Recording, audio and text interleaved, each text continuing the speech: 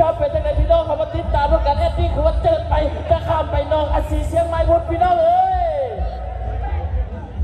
เอาแล้วสิเป็นซื้อหอยแข็งหรือเปล่าสิเป็นซื้อหอยแข็งหรอตอนนี้อันนี้เราอะตีแหงแซงไปแล้วสิเป็นซื้อหอยแข็งกับผามาจำป่าจะเห็นได้หรือไม่ได้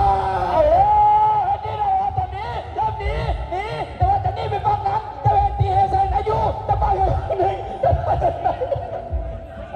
แล้วจะอีกประมาณ50 เมตรสุดท้ายจะเข้าเซตไซแอนดี้ตอนนี้เริ่มจะไปซื้อหอยแข็งกลับคืนมาแล้วว่าจะกลับมาทันประธานว่าตอนนี้จะไปทั้งส่วนจะแซงจะปาจะแซงจะปาจะแซงจะปาจะแซงจะปาจะแซงจะปาจะแซงจะปาจะแซงจะปาจะแซงจะปาจะแซงจะปาเข้าเซตไซโอ้ยก็จะไปซื้อหอยแข็งเขาด้วยดีประมาณนั้นโอ้ย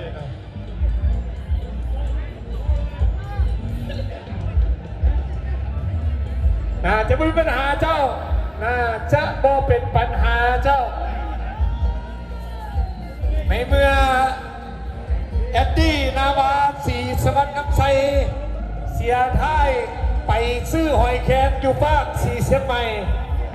แล้วโมกลับคืนมากับเย้าเต่าคืนน่าจะพอทันเฮือส่วนจับป่าเฮือส่วนหนึ่งไหลเข้าเส้นไซไปก่อนเจ้า